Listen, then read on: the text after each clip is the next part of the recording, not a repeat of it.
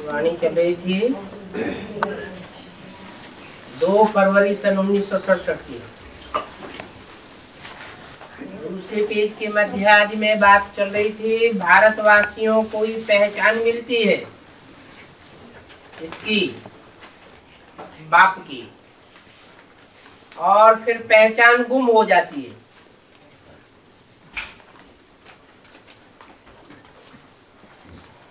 और देश वालों को और धर्म वालों को पहचान मिलती भी नहीं,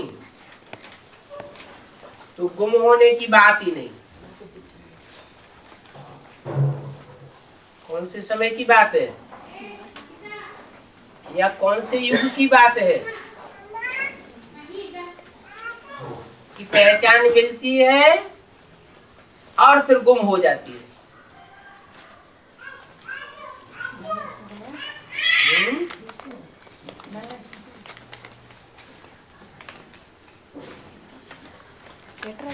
कौन से युग में पहचान मिलती है? संगम युग में पहचान मिलती है और संगम युग में गुम भी हो जाती है पहचान।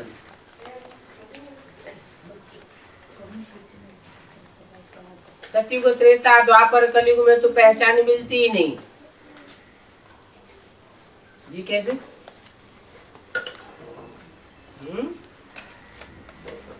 बाप की पहचान मिले और बाप की पहचान गुम हो जाए, ये कैसे? कोई भी ड्रामा होता है, कोई भी नाटक होता है, फिल्म होती है, तो उसको फिल्माया जाता है, रिहर्सल की जाती है।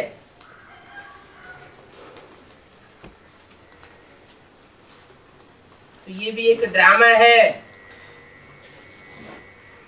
यहाँ रिहर्सल होती है। 5000 वर्ष के ड्रामा की रिकॉर्डिंग होती है। रिहर्सल में 4 अवस्थाओं का ड्रामा है। सतो प्रधान सतयुग, सतो सामान्य त्रेता, रजो प्रधान द्वापर और तमो प्रधान कलयुग। चारों युगों की 4 अवस्थाओं की शूटिंग संगम युग में होती है।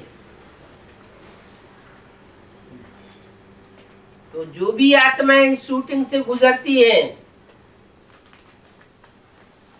शुरुआत में सतो प्रधान स्टेज में बाप को पहचानती है, और फिर जब 4 अवस्थाओं से गुजर जाती है, सतो प्रधान, सतो सामान्य, रजो और तमो, तो अंत में बाप को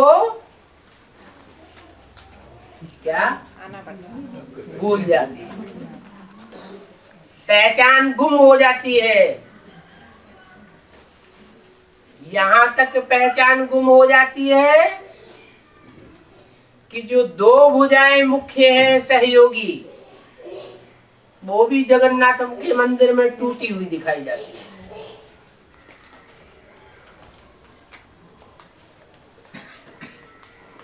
चौरासी जन्म में भूल जाए तो बात दूसरी, यहाँ तो एक ही जन्म में पहचानते हैं और एक ही जन्म में भूल जाते हैं।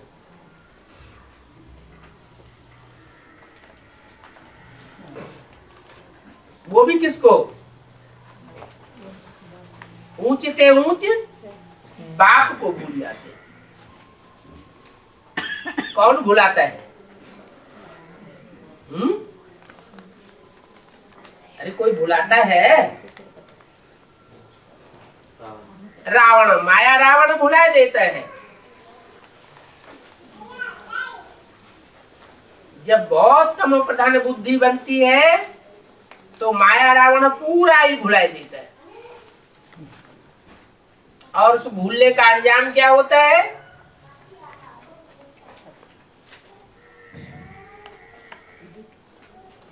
क्या अंजाम होता है?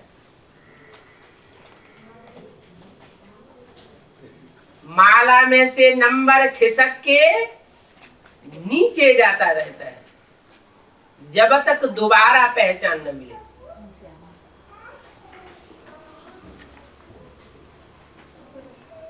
बोला अब तुम बाप की पहचान सबको देते जाते हो, खुद भी पहचानते हो और सबको पहचान भी देते जाते हो। ढेरों को बाप की पहचान मिलेगी तुम्हारे द्वारा। तुम्हारा मुख्य चित्र है ये त्रिमूर्ति, गोला और झाड़। इनमें कितनी रोशनी है, ये तो कोई भी कहेंगे ये लक्ष्मी नारायण सतयुग के मालिक थे। अच्छा, सतयुग के आगे क्या था यह भी अभी तुम जानते हो कि सतयुग के पहले क्या था। क्या था? है? संगम युग था। अभी है कलयुग का अंत, और है भी प्रजा का प्रजा पर राज्य।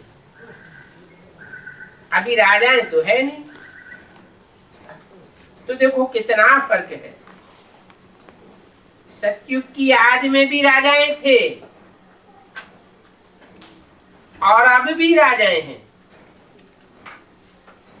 परंतु अब के राजाओं को पावर नहीं है, और सतयुग के राजाओं को इतनी पावर थी कि प्रकृति को भी अपने कंट्रोल में किया हुआ था। प्रकृति जो इतनी पावरफुल है कि जब तामसी बनती है तो सारी दुनिया का विनाश करा देती है। माया रावण हिलाता तो है, गिराता तो है, लेकिन सारी दुनिया का विनाश नहीं करता, और प्रकृति सारी दुनिया का विनाश करा देती है। पृथ्वी, जल, वायु, अग्नि, आकाश ये प्रकोप को प्राप्त होते हैं। पृथ्वी जब भूकंप लाती है तो इस बड़ी दुनिया के 500-700 करोड़ की दुनिया के जो भी बड़े बड़े महल, मानिया, अटारियां, कई कई मंजिल के मकान, वो सब ताश के पत्तों की तरह गिर जाते हैं। दुनिया का सबसे भारी विनाश होता है भूकंप से।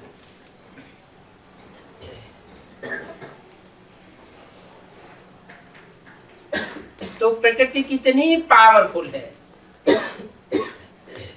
ऐसी पावरफुल प्रकृति भी सतयुग में कंट्रोल में आ जाती है, और उनको कहा जाता है प्रकृति पति। प्रकृति के ऊपर भी कंट्रोल रखने वाला। तो राजाएं सतयुग के आदि में भी थे और राजाएं आज भी है, भले प्रजा चुनती है। आज के राजाओं की पावर और सतयुग के आदि के राजाओं की पावर महान अंतर हो जाता है। जमीन आसमान का अंतर हो जाता है, रात दिन का फर्क हो जाता है। बल कोई को पावर नहीं है, परंतु सरकारी खजाने में पैसे डाल देते हैं तो उनको महाराजा का टाइटल मिल जाता है। जैसे अंग्रेजों के जमाने में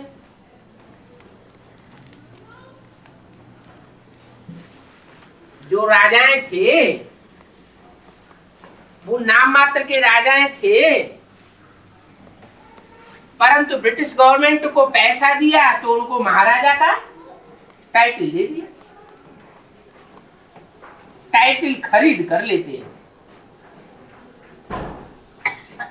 वास्तव में महाराजा कोई है नहीं।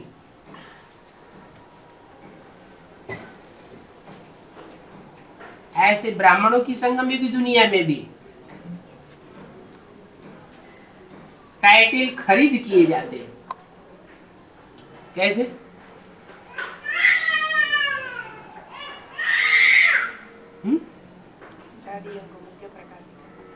हाँ, जैसे प्रकाशमणि दादी को टाइटल मिल गया क्या, वर्ल्ड मदर। ब्रह्मा बाबा को टाइटल मिल गया प्रजापिता।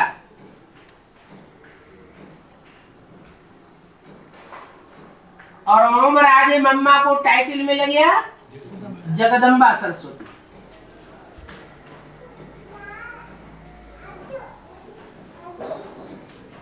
वास्तव में इन टाइटल्स के अधिकारी कौन थे? इसलिए मुरली में बोला है, वास्तव में ये तुम्हारे मम्मा बाबा नहीं है। ब्रह्मा सरस्वती को भी वास्तव में मम्मा बाबा नहीं कहेंगे, तो फिर किसको कहेंगे? वही आत्माएं जो यज्ञ की आदि में मम्मा बाबा को भी कंट्रोल करती थी, ड्रिल कराती थी, टीचर बन करके बैठती थी, और मम्मा बाबा समझती थी ये तो बहुत ऊंचे नंबर में आने वाले हैं, जो बाद में यज्ञ छोड़ करके भी चले गए। कारण है अकारण है, वही आत्माएं मम्मा बाबा थी। और जो ब्राह्मण बन करके एक बार शरीर छोड़ते हैं तो दोबारा यज्ञ में जरूर आते हैं तो पूर्व जन्म का उनका पुरुषार्थ अगले जन्म में ऐड हो जाता है।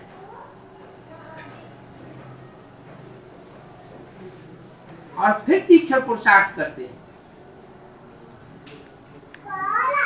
दुनिया में भी जोधपुर बीकानेर का राजा ऐसे ऐसे नाम तो लेते हैं ना, ये उनका नाम अविनाशी चला आता है। पहले पवित्र महाराजाएं थे, अब है अपवित्र, तो महाराजा अक्षर चला ही आता है। इन लक्ष्मी नारायण के लिए कहेंगे ये सतयुग के मालिक थे।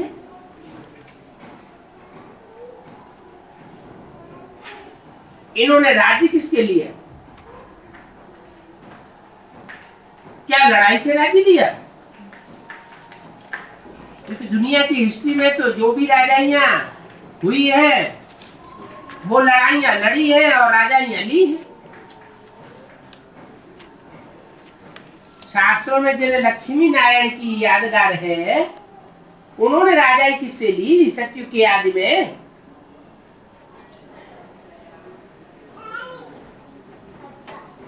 अभी तुम जानते हो राजाई की स्थापना कैसे होती है, कैसे होती है? राजयोग बल से राजाई की स्थापना हो रही है। बाबा कहते हैं मैं तुमको अभी पढ़ाता हूँ 21 जन्मों के लिए। मैं अभी जो पढ़ाई पढ़ाता हूँ वो कितने जन्मों के लिए पढ़ाई है? 21 जन्मों के लिए पढ़ाई तुमको पढ़ाता हूँ।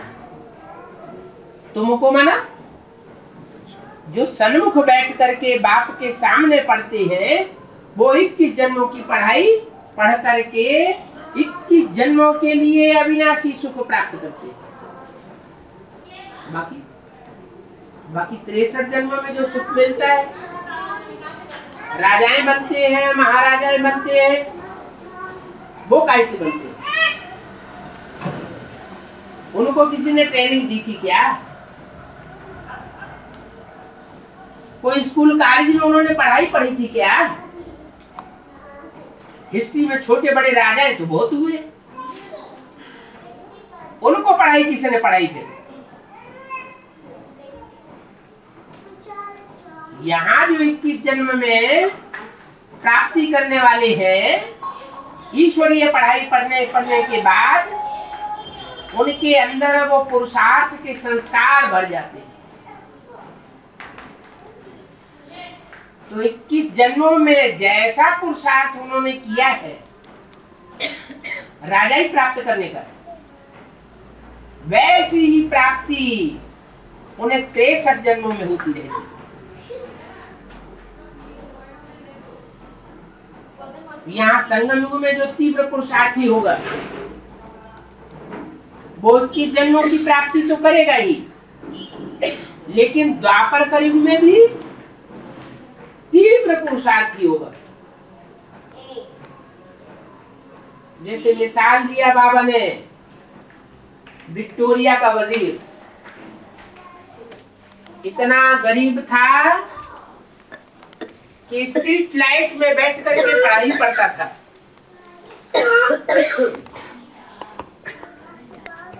और वो पढ़ाई पढ़ के एक जन्म में ही विक्टोरिया का वजीर बनकर के बैठ गया।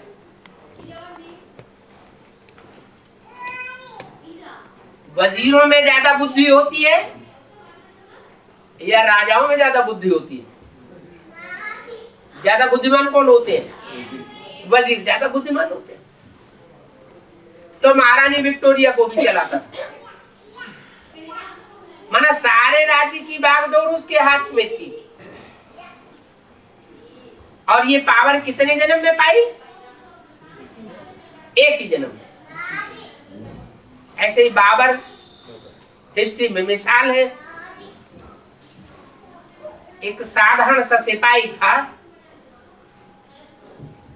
और अपनी होशियारी से, लगन से, मेहनत करने से एक ही जन्म में वो भारत का सम्राट बनकर बैठ गया।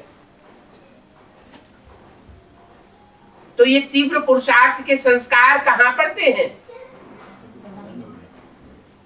संगम युग में ये तीव्र पुरुषार्थ के संस्कार पड़ते हैं। बाप ये उतरती और चढ़ती कला की राजाई नहीं देते हैं। ये रावण राज्य की राजाई सुप्रीम सोल बाप शिव आकर के नहीं देते हैं। वो कहां की राजाई देते हैं? 21 जन्म की, सतयुग और त्रेता की राजाई देते हैं। देवताओं को राज्य देते हैं, देवता बनाते हैं। लेकिन उस 21 जन्मों की प्राप्ति के आधार पर ही ये 63 जन्मों का हिसाब भी बना हुआ है।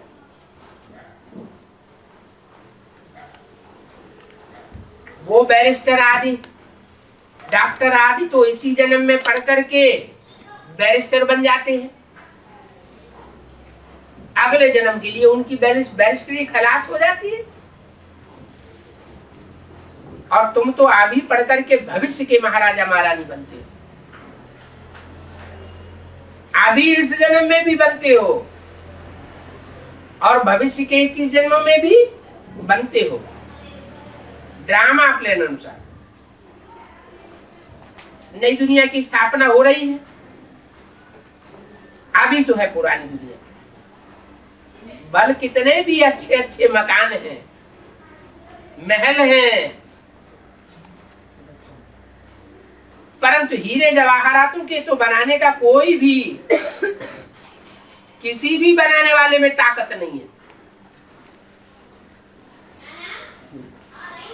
सतयुग में सभी हीरे जवाहरातों के महल बनते हैं।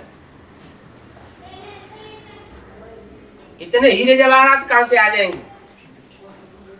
यहाँ तो ईंटें भी नहीं मिल रही है मकान बनाने के लिए गरीबों को, और वहां हीरे जवाहरात, उनसे मकान बनते हैं।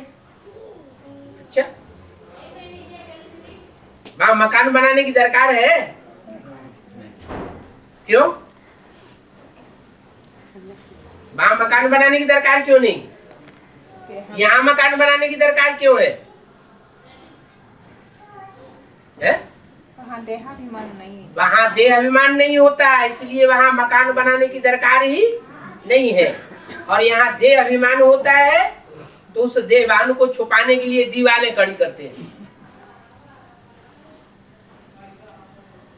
वहाँ सर्दी गर्मी नहीं होती है और यहाँ प्रकृति का प्रकोप होता है। सर्दी गर्मी मूसलाधार बरसात होती है। उससे बचाव के लिए मकान बनाते हैं। वहां चोरी चकारी डकैती हत्याएं नहीं होती हैं, और यहाँ चोरी चकारी डकैती हत्याएं होती हैं। उनसे बचने के लिए क्या करते हैं? मकान बनाते हैं। तो जब सतयुग में मकान बनाने की दरकार ही नहीं होगी तो हीरे जब आरातों की ये महल क्यों बताई दिए? हाँ, महल माना किला। किला जैसे वो ईंटों का किला, पत्थरों का किला बनाया जाता है, तो उन पत्थरों को, ईंटों को आपस में गारे से अथवा सीमेंट से अथवा मसाले से जोड़ करके संगठित किया जाता है। ऐसे ही यहाँ ये आत्मा रूपी ईंटें हैं जो अभी राजयोग की पढ़ाई पढ़ करके हीरे बन जाते हैं। कैसा स्वभाव संस्कार बन जाता है? हीरे के समान ज्ञान की चमक मारने वाले बन जाते हैं, वैल्यूबल बन जाते हैं। ऐसे हीरों का संगठन रूपी किला वहां तैयार होते हैं। जो भी परिवार होंगे वो सब संगठित होंगे। कोई परिवार में किसी प्रकार की कोई तरेड़ या दरार नहीं पड़ेगी। अभी तो घर घर में भी जो भी परिवार हैं सब आपस में मनमुटाव से लड़ते झगड़ते हैं, मारामारी भी करते हैं, वाचा से भी लड़ाई लड़ते हैं। लेकिन वहां तो ऐसा कुछ भी टकराव नहीं होता। तो बेहद के महल माड़ियां अटारियों की बात की, बेहद के किलों की बात की है। और ऐसे महल बनाने में कोई देरी थोड़ी ही लगती है।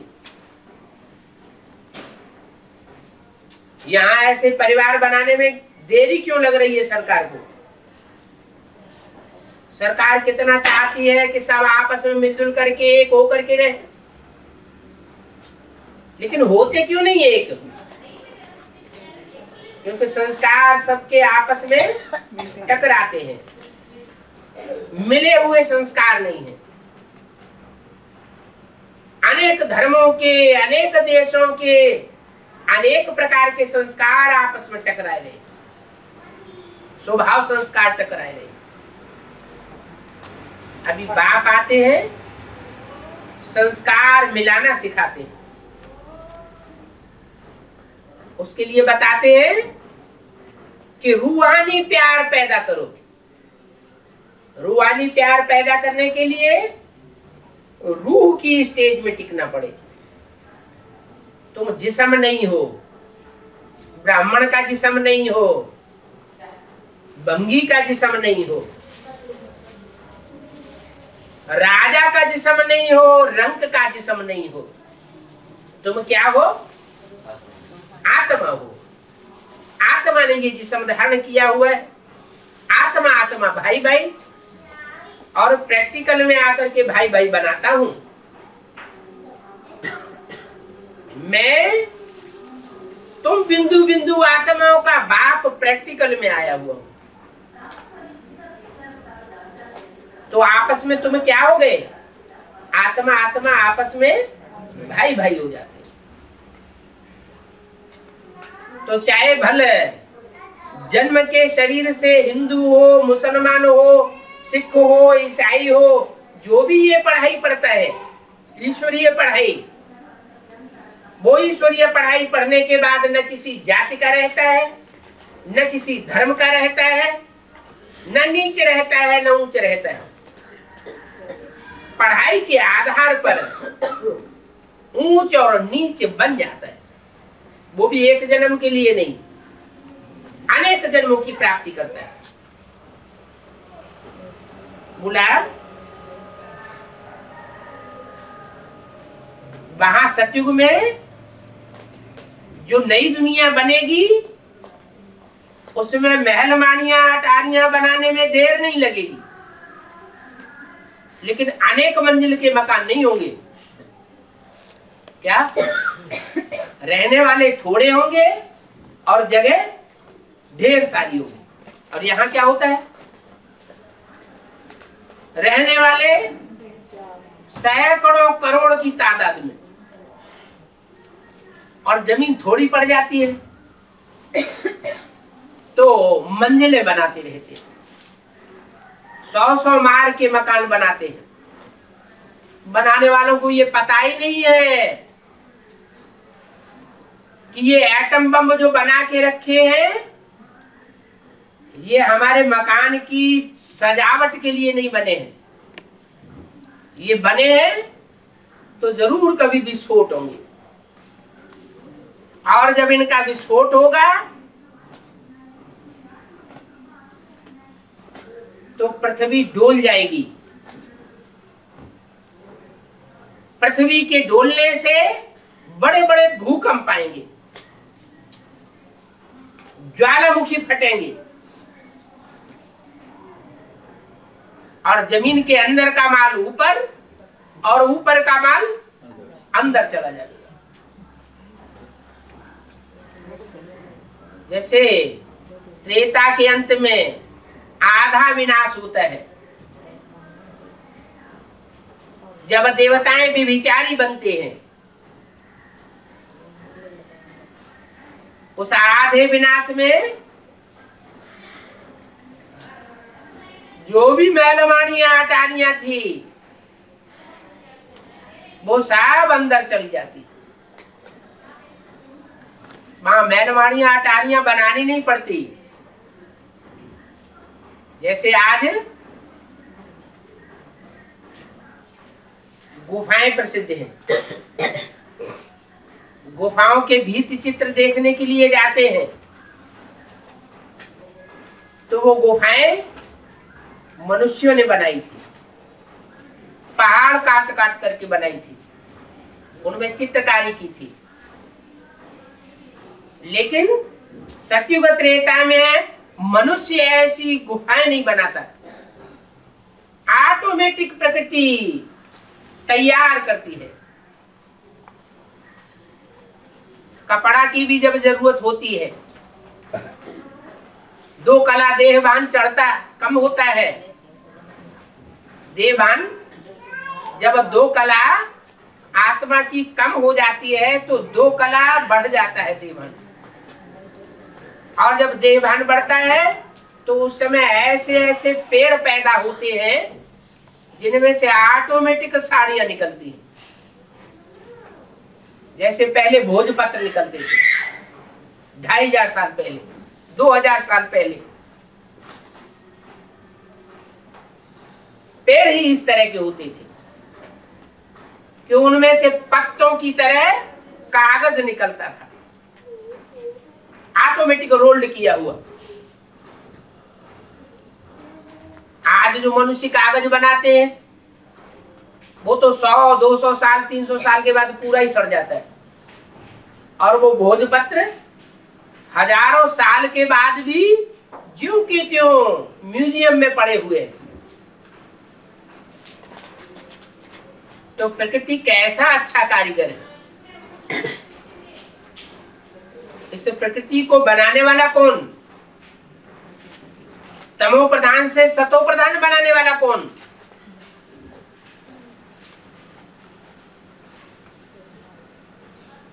आत्मा ज्यादा पावरफुल है या जड़ प्रकृति ज्यादा पावरफुल है? आत्मा चैतन्य है और जड़ प्रकृति वो तो जड़ है। पृथ्वी जल वायु अग्नि आकाश ये जड़ तुम्हें चीजें हैं। ज्यादा ताकत किसमें होती है, चैतन्य में या जड़ में? चैतन्य में ज्यादा ताकत होती है। तो प्रकृति को परिवर्तन कौन करता है? जो तामसी बन जाती है, सारी दुनिया का विनाश करती है।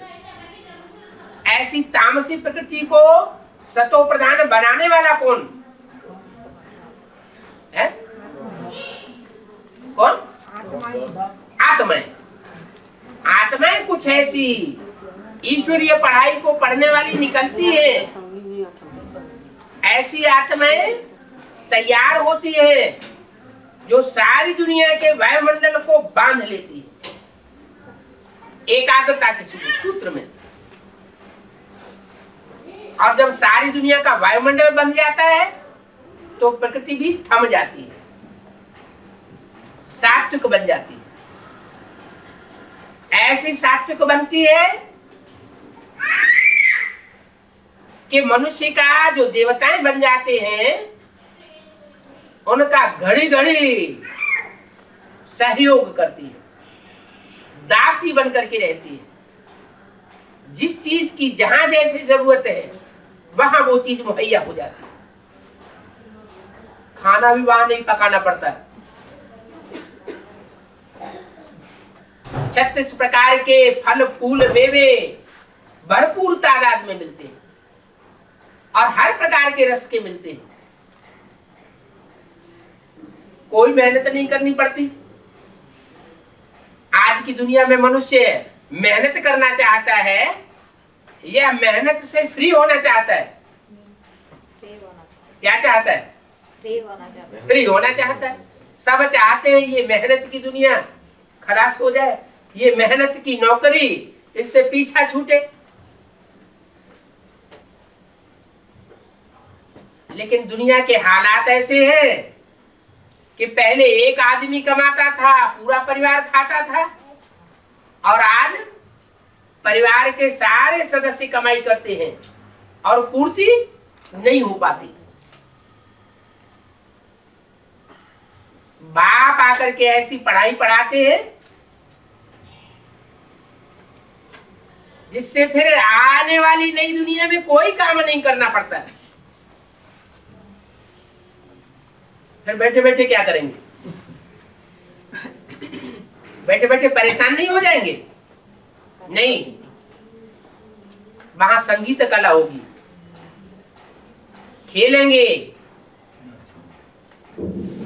चित्रकारी करेंगे, नाटक मंडली बना करके नाटक खेलेंगे, 24 घंटे जश्न मनाएंगे, खुशियां ही खुशियां, कोई प्रकार का लड़ाई झगड़ा की तो बात ही नहीं। घोर सोझरा हो जाता है। और अभी दुनिया में घोर अंधेरा है। इतना अज्ञान अंधेरा फैला हुआ है कि जितना मनुष्य सुख की ओर दौड़ रहा है, सुख के साधनों की ओर दौड़ रहा है, उतना ही वो दुखी होता जाता है।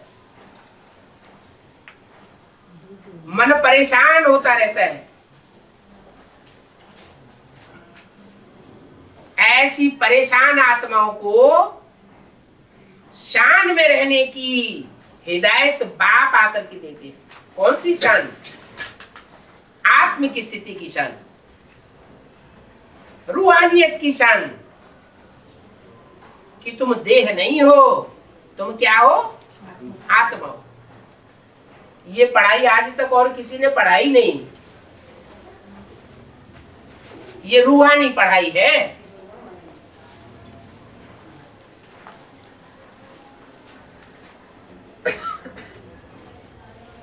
इस रूहानी पढ़ाई में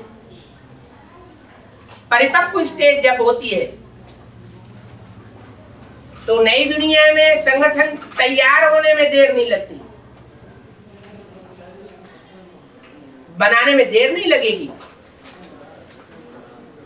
यहां भी अर्थक्वेक्स होती है तो देखो ढेर सारे कारीगर एक साथ लगाए देते,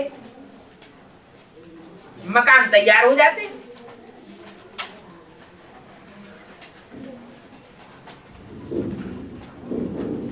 एक दो वर्ष में सारे ही मकान खड़े कर देते हैं।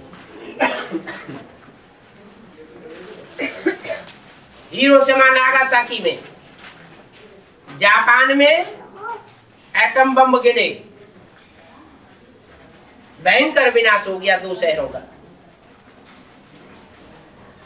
बाद में क्या हुआ? जापान एकदम खड़ा हो गया। कितना अच्छा अच्छा सामान बनाते हैं, कितनी कारीगरी आ गई है, तो देरी नहीं लगती है। नई दिल्ली बनाने में करके 8-10 वर्ष लगेंगे। किसको? क्रिश्चियंस को। जो लाल पत्थरों की नई दिल्ली बनाई है, वो क्रिश्चियंस ने 8-10 वर्ष में नई दिल्ली बना के खड़ी कर दी।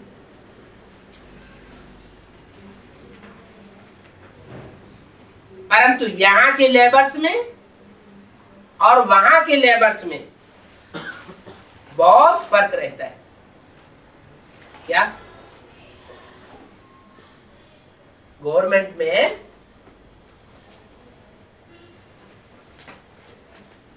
तीन तरह से सारा कारोबार चलता है।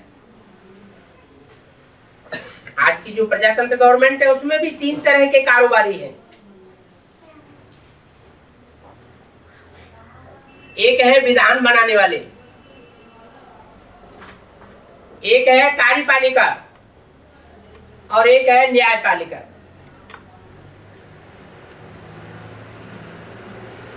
कार्यपालिका कार्य करके सारा तैयार करके देती है।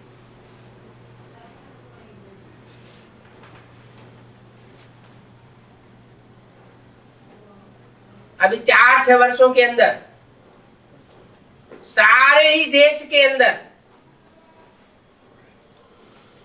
चारों कोने से मिलाने वाली ऐसी सड़कें तैयार कर दी कि जिन पे गाड़ी दौड़ने से ऐसे लगता है जैसे हवाई जहाज उड़ रहे हैं।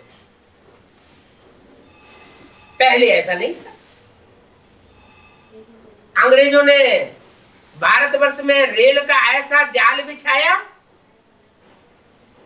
जैसा जाल और कहीं भी नहीं है।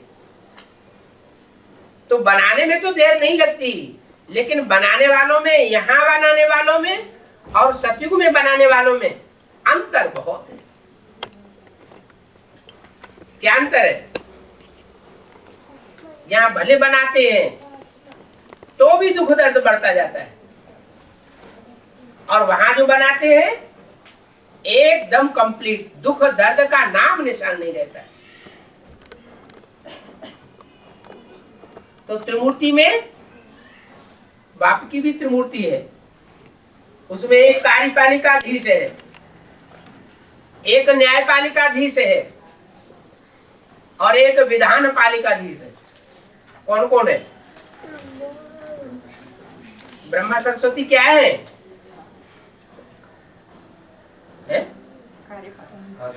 नहीं, विधान बनाया, गीता ज्ञान आया। हमारा संविधान कौन सा है? हम ब्राह्मणों का संविधान कौन सा है जिसमें सारा विधान लिखा हुआ है? मुरली।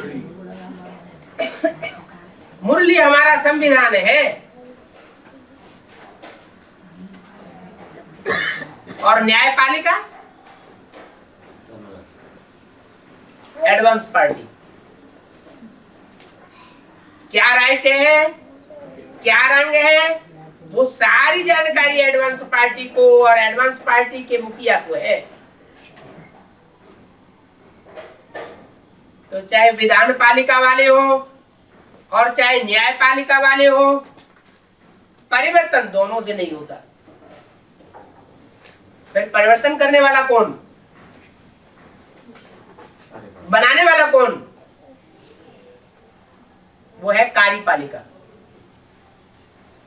प्रैक्टिकल पार्ट कौन बजाता है? विष्णु जो तीसरी मूर्ति है वो प्रैक्टिकल कार्य संपन्न करके रख देती है। फटाफट संगठन तैयार हो जाते हैं और नई दुनिया स्थापन हो जाती है। जो मालाएं आज में बनाते थे और टूट जाती थी, माला रूपी संगठन टूट जाते थे, वो विष्णु के रंगमंच पर आने मात्र से वो मालाएं फटाफट तैयार होती जाती हैं। जिन मालाओं को दुनिया के हर धर्म के लोग सिमरण करते हैं, दुनिया का कोई ऐसा धर्म नहीं है जिसमें माला न घुमाई जाती हो।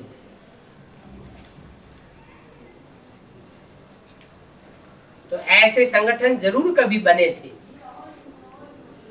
जो सारी दुनिया में हर धर्म के, हर देश के लोग उस माला को स्मरण करते हैं। वो समय अभी आ गया। विधान पालिका का काम पूरा हुआ, ब्रह्मा सरस्वती चल बसे अपना काम पूरा करके। ऐसे ही न्यायपालिका, बुद्धि का काम करने वाले, तीसरा नेत्र शंकर और जो भी शैव संप्रदाय, तीसरे नेत्र की औलाद, बुद्धिमान बाप के बुद्धिमान बच्चे, उनका भी कार्यकाल पूरा हो गया, लेकिन परिवर्तन नहीं हुआ। परिवर्तन फिर किसके द्वारा होता है? जब विष्णु प्रैक्टिकल पार्टी मैदान में आती है। मकान बनाने वाला मकान मालिक कितना पैसा खर्च करता है, इंजीनियर से प्लानिंग तैयार करवाता है, इंजीनियर्स का भी काम, मकान मालिक का भी काम। लेकिन क्या मकान बनकर के तैयार हो जाता है? नहीं। कब तैयार होता है? जब मजदूर आते हैं, वर्कर्स आते हैं, तब तैयार होता है। तो यहां भी बताया, वहां कारीगर जो है बहुत फर्स्ट क्लास होते हैं। वहां के लेबर में और यहाँ के लेबर में रात दिन का फर्क। आजकल तो नई नई इन्वेंशन निकलती रहती है। मकान बनाने की करेंट, उसका देखो कितना जोर है। पहले मकान बनाने में वर्षों लग जाते थे, आज 2 महीने में मकान तैयार कर लेते। दीवारें पहले से बनी हुई तैयार रहती, दरवाजे पहले से प्लास्टिक के तैयार बने रहते हैं। सिर्फ कॉम्बिनेशन करते हैं और मकान तैयार हो जाते हैं। ऐसे ये माला भी है। माला रूपी संगठन कहो, संगठन रूपी किले कहो, कैसे तैयार होते हैं? जब माला तैयार की जाती है तो पहले माला के मणके जो है उनको अच्छी तरह घिस घिस करके तैयार किया जाता है। कितनी मेहनत करते हैं, उनमें सुराख करते हैं, वो ढेरी ढेरी बना करके माला की ढेरी तैयार करते हैं। एक तरह के मणके, दूसरे तरह के मणके, तीसरे तरह के मणके, चौथे तरह के मणके, ढेरियां तैयार हो जाती है। ऐसे ही ये वर्ग तैयार हुए पड़े हैं। वर्गीकरण की सेवा हो चुकी है। अभी सिर्फ विष्णु को आके क्या करना है? नंबरवार उन मणकों को स्नेह के धागे में पिरो देना। ज्ञान मिलेगा किसको? विष्णु या वैष्णवी पार्टी को। ज्ञान मिलने मात्र से ही उनकी बुद्धि में सारी प्लानिंग आ जाएगी और फटाफट मालाएं कहो, चाहे संगठन रूपी महल कहो, वो तैयार हो जाएंगे। देरी नहीं लगेगी। जो भी रुद्रमाला के मण के हैं वो सारे ही नंबरवार विजयमाला में ऐड होते जाएंगे। और जन्म जन्मांतर के राजा रानी पहले 21 जन्म के और 21 जन्मों के आधार पर 63 जन्मों के हिसाब किताब, कौन राजा बनेंगे, कौन रानी बनेंगे, कौन महाराजा बनेंगे, महारानी बनेंगे, कौन राज्याधिकारी बनेंगे और किसके राज्य में राज्याधिकारी बनेंगे, कौन दास दासी बनेंगे, कौन प्रजा के दास दासी बनेंगे और कौन राजघराने के दास दासी बनेंगे, कौन फर्स्ट क्लास प्रजा बनेगी और कौन थर्ड क्लास प्रजा बनेंगे, वो सब डिक्लेयर होता जाएगा। तो अभी सतयुग में धीरे जवाहरातों के महल बनने हैं।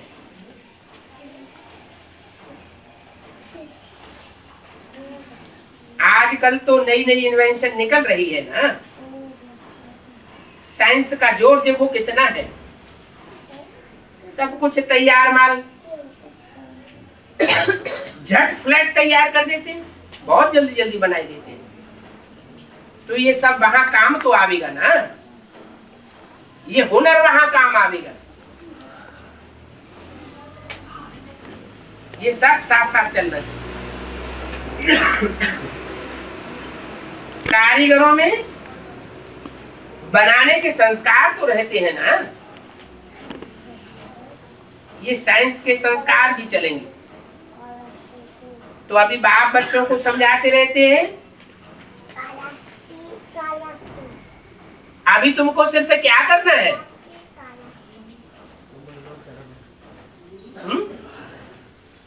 पावन बनना है। मन को पावन बनाना, वाचा को पावन बनाना और कर्मेंद्रियों को भी पावन बनाना है। तो अभी बाप को याद करो, बाप भी पहले गुड मॉर्निंग कर फिर बच्चों को शिक्षा देते हैं। क्या बाप आकर गुड मॉर्निंग कब करते हैं?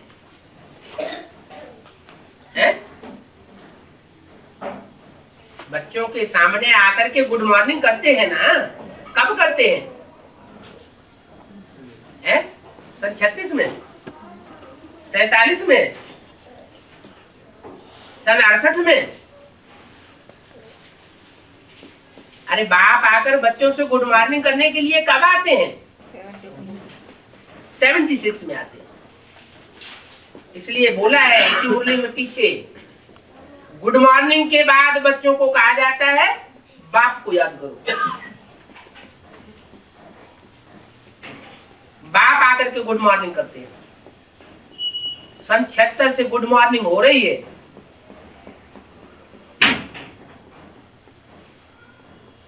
मॉर्निंग कब से शुरू होता है? रात के 12 बजे से ही सूर्य जो गड्ढे में चला जाता है वो ऊपर उठना शुरू हो जाता है। रात के 12 बजे तक गर्त में जाता है। पृथ्वी गोल है ना, तो सूर्य अभी दोपहर में जो ऊपर चमकता है, शाम को नीचे गिरता है और नीचे गिरते गिरते एकदम नीचे पहुंच जाता है। रात्रि के 12 बजे से वो ऊपर उठना शुरू होता है। ऊपर उठते उठते सुबह 5-6 बजे तक सूर्योदय स्पष्ट दिखाई पड़ता है। तो रात्रि के 12 बजते हैं कब? जब बाप का प्रत्यक्षता वर्ष मनाया गया। तो बाप आते ही बच्चों से कहते हैं गुड मॉर्निंग। क्या मुरलियों में पहले से ही घोषणा कर दी थी 10 साल पहले। क्या 10 वर्ष में पुरानी दुनिया का विनाश और नई दुनिया की स्थापना हो जाएगी। सन 66 में घोषणा की थी, पुराने 4 चित्रों में, ज्ञानामृत पत्रिका में, और सरकार को मेमोरेंडम भी दिया था कि 10 वर्ष में हम पुरानी दुनिया को नया बना के न दिखावे तो ये हमारे सारे सेंटर सरकार ले लेगी। 66 में घोषणा की, 10 वर्ष की घोषणा की, 76 में पूरी हो गई, तो क्या नई दुनिया की स्थापना हो गई? झूठा बोला क्या? नहीं, झूठा भी नहीं बोला। नई दुनिया की स्थापना भी नहीं हुई। स्थापना हुई। कैसे? कहाँ हुई? माउंट आबू में। दिल्ली। देखो, सुखधाम और शांति धाम तैयार हो गया ईंटों का, तो स्थापना नहीं हुई। दिल्ली में बाप का प्रत्यक्षता हुआ। बाप का प्रत्यक्षता तो अभी भी नहीं हुआ। पूरा प्रत्यक्षता नहीं। फिर नई दुनिया कैसे बनी? संगठन तैयार हो तो दुनिया में ऐसे ही संगठन तैयार होते रहते।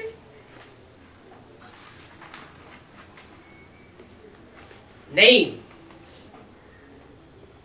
बाप आते हैं तो नई दुनिया की सौगात लाते हैं, तीरी पे बहस लाते हैं। तीरी माना हथेली।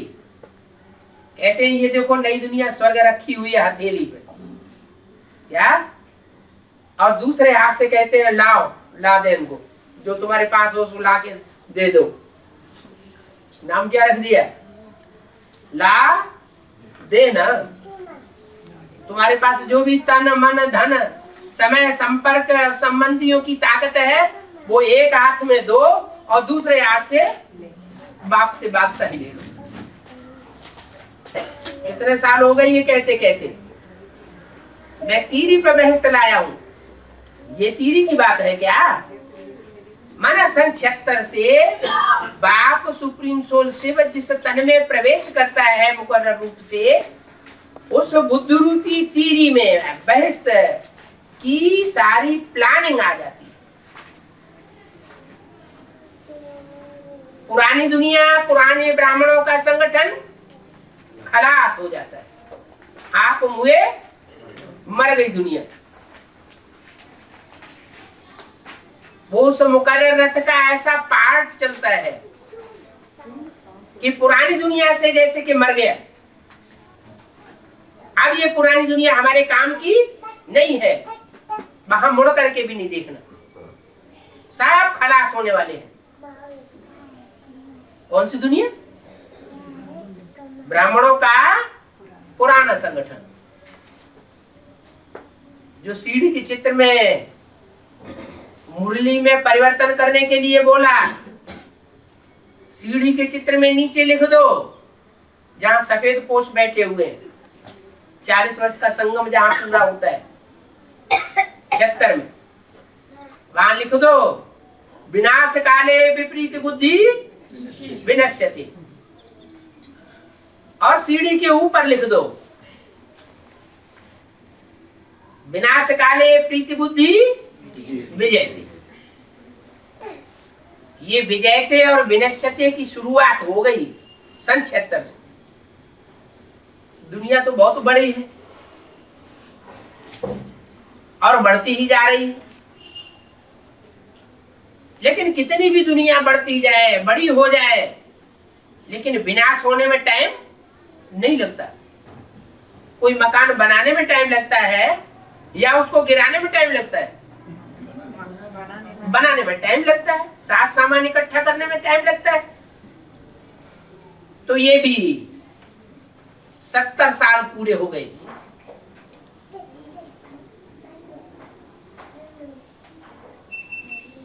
विधान तैयार हुआ और वो बच्चे भी तैयार हुए जिनको राजाई लेनी है, लेकिन प्रत्यक्ष नहीं हुए। बाप भी प्रत्यक्ष नहीं हुआ। बाप भी गुप्त और बच्चे भी गुप्त। उनका दान मान पद पुरुषार्थ सारा ही गुप्त। प्रत्यक्ष कब होंगे?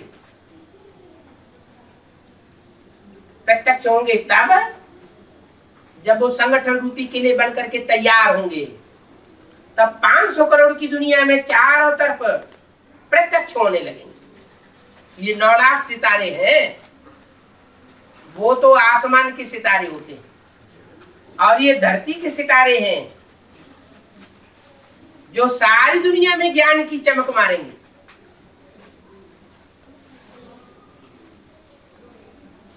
जब सारी सृष्टि पर विनाश बरपा हो रहा होगा, विनाश का हाहाकार हो रहा होगा, वो रास्ता बताएंगे। खुद रोशनी में रहेंगे और दूसरों को भी रोशनी देंगे। आत्माएं राहत पाएंगी, राहत को महसूस करेंगी, ऐसे समझेंगे कि ये फरिश्ते कोई ऊपर से आ गए।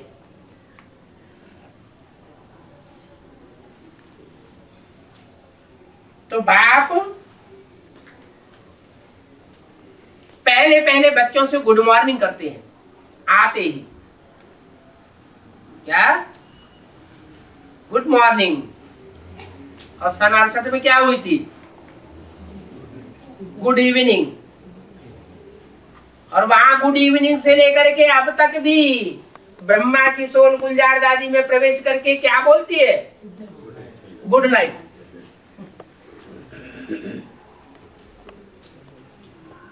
गुड नाइट तब होती है जब सूर्य गड्ढे में जाता है। तो ज्ञान सूर्य जो ब्रह्मा के तन में चमक रहा था, वो कहाँ अस्त हो गया? कौन से स्थान पर अस्त हुआ? माउंट आबू। तो वहां यादगार बन गई। क्या? सनसेट पॉइंट यादगार बन गई। और फिर सूर्य उदय भी होता है। कौन सी दिशा से? ईस्ट से उदय होता है। यज्ञ के आदि में भी ज्ञान सूर्य वहीं से उदय हुआ था, लेकिन किसी को पहचान नहीं थी। और अभी भी अंत जब होगा तो पूर्वी बंगाल की ओर से वो ज्ञान सूर्य फिर भी प्रत्यक्ष होगा। अभी वो टाइम आ गया। क्या टाइम आ गया? सूर्य जब उदय होता है तो सूर्य अंधकार से सीधा टकराता है, या बीच में कोई और होता है जो अंधकार से टकराता है? हाँ? सूर्य और अंधियारी रात दोनों के बीच में कोई होता है क्या? सूर्य टकराता है अंधकार से डायरेक्ट, या अंधकार से कोई और टकराता है? लालिमा, लाल लाल जीव लपलपाती हुई आती है और अंधकार भागता है। जैसे चित्र दिखाई दिया है प्रदर्शनी का, ज्ञान सूर्य प्रगटा, अज्ञान अंधेर विनाश।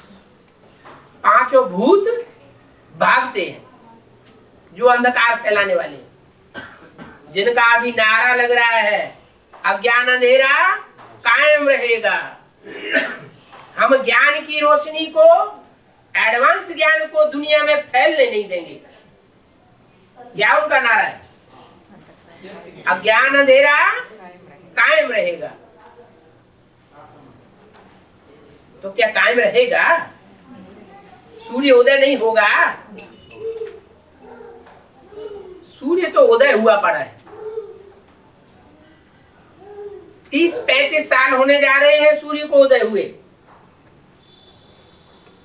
लेकिन कभी दिखाई पड़ता है और कभी दिखाई नहीं पड़ता। कभी निश्चय पैदा होता है और कभी अनिश्चय हो जाता है। ये निश्चय अनिश्चय का चक्र चलता ही रह रहा है। जब अनिश्चय का चक्र खलास होगा और कांस्टेंट निश्चय बैठ जाएगा, तभी प्रत्यक्षता हो जाएगी। तो बाप समझाते हैं बच्चों को कि पावन बनना है तो अभी मुझे याद करो, संशय मत लाओ। काय में संशय पैदा होता है?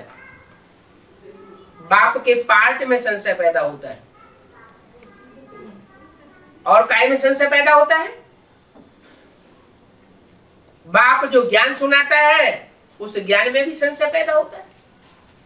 फिर बाप जो परिवार तैयार कर रहा है उस परिवार में भी संशय पैदा होता है। परिवार में भी संशय, बाप के ज्ञान में भी संशय और बाप के पार्ट में भी संशय। तो संशय बुद्धि विनश्यति होते जाते हैं, पद नीचा होता जाता है। जो हाई जंप लगा करके पुरुषार्थ करना चाहिए तीव्र गति का, वो पुरुषार्थ करने से कदम पीछे हटा लेते हैं। जो तन, जो मन, जो धन, समय, संपर्क और संबंधियों की ताकत ईश्वरीय यज्ञ में स्वाहा करनी चाहिए, वो स्वाहा नहीं कर पाते। आहुति बाहर की दुनिया में गिर जाती है। जैसे यज्ञ कुंड में अग्नि जलाते हैं ना, तो आहुति स्वाहा करते हैं, लेकिन उसमें से आग निकलती है। तो कोई कोई कच्चे ब्राह्मण होते हैं, आधी अंदर डालते हैं और आधी बाहर फेंकते हैं। तो ऐसे ही हो रहा है। नाम दे दिया स्वाहा। क्या आहुति का नाम क्या दे दिया? स्वाहा। स्वा माने जो कुछ भी अपना है, स्व माने अपना। अपनी तो आत्मा ही है, बाकी तो सब पराया है। शरीर भी प्रकृति का है। आत्मा के अंदर जो बुरे संस्कार भरे हुए हैं वो भी माया के। सिर्फ आत्मा अपनी है। तो जो भी आत्मा है और आत्मा से जुड़ा हुआ ये शरीर है, शरीर से जुड़ा हुआ भी जो भी महल माड़ियां अटारियां प्रॉपर्टी है, वो सब इस यज्ञ कुंड में स्वाहा हो जानी चाहिए। लंबा टाइम नहीं लगाना चाहिए। काल करे सो आज कर, आज करे सो अब। पता नहीं कब धूमधाम चालू हो जाए, फिर टाइम नहीं मिलेगा। जो नंबर बनना होंगे वो बन जाएंगे और टू लेट का बोर्ड लग जाएगा। 500 करोड़ की माला है। उस माला में अपनी आत्मा रूपी मणके को देखना है कि मेरा मणका कहां पर सेट है। ऊंची स्टेज में सेट है या एकदम नीचे सेट है, दाईं ओर सेट है या बाईं ओर सेट है। श्रेष्ठ धर्मों में मुझे पार्ट बजाना है या भ्रष्ट धर्मों में पार्ट बजाना है। मेरा राक्षसी चेहरा इस समय तैयार हो रहा है या देवताई चेहरा तैयार हो रहा है। अभी चेहरे तैयार हो रहे हैं। ये चेहरे प्रत्यक्ष होने वाले हैं। पर्दा खुलने वाला है, तमाशा होने वाला है। जैसे नारद, उनके सामने आरसी रख दिया गया। कौन सा आरसी? ज्ञान दर्पण। कहा देखो अब उसमें अपनी चेहरे को तो देख लो। तो जा रहे थे लक्ष्मी को भरने के लिए, उछल उछल के जा रहे थे, और जब चेहरा देखा तो क्या हुआ? एकदम डाउन हो गए। अरे ये क्या, मेरा बंदर जैसा चेहरा, मैं लक्ष्मी को कैसे भर लूंगा? माला लेकर के लक्ष्मी जहां जहां जाती थी वो सामने आके खड़े हो जाते थे। वो समझते थे हम बहुत सुंदर हैं, बहुत अच्छा हमने पुरुषार्थ किया हुआ है। यही हाल अभी 7 नारायणों का है। क्या? जो विधर्म में कन्वर्ट हो जाते हैं, दूसरे धर्म में कन्वर्ट होकर के भारतवासियों को धोखा दे जाते हैं। तुम भारतवासियों को तो बाप आकर के कहते हैं बच्चे गुड मॉर्निंग, और उनको दादा की सोल जाकर के कहती है गुड नाइट।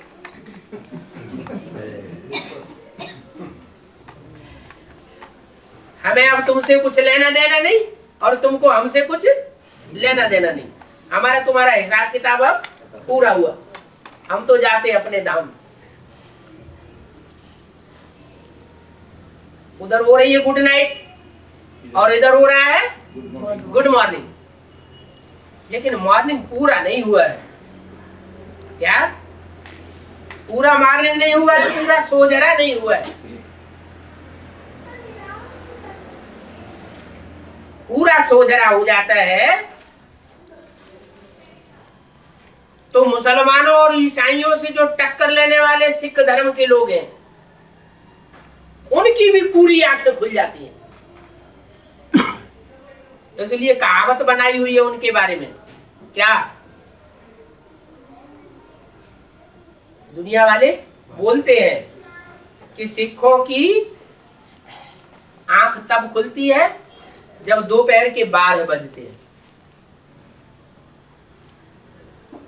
तब तक आंख खुलती नहीं है।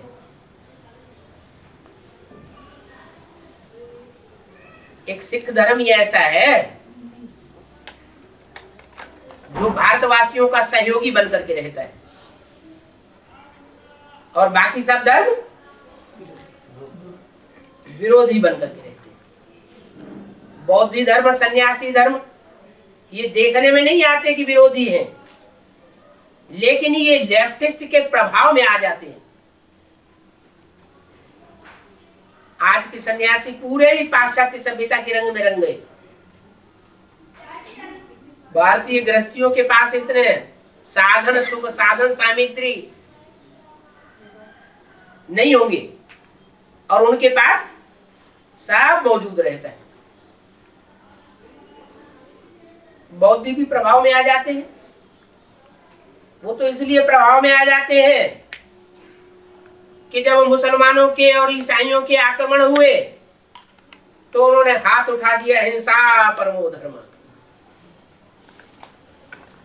अब आतताई आकर के आक्रमण कर रहे हैं, बीवी बार बच्चों को उठाए रहे हैं, तहस नहस कर रहे हैं, और वो कहते हैं हम तो अहिंसा परमो धर्म। तो उससे नुकसान होगा या फायदा होगा? नुकसान हो जाता है। बाप कहते हैं सच्ची अहिंसा तो मैं सिखाता हूं। क्या है सच्ची अहिंसा? जो काम कटारी की हिंसा करते हो, दृष्टि से, वाचा से, कर्मेंद्रियों से जो विचार फैलाते हो, ये है दुनिया की सबसे बड़ी हिंसा। इस हिंसा करने से ही सारी दुनिया पतन के गर्त में जा रही है। ओम शांति।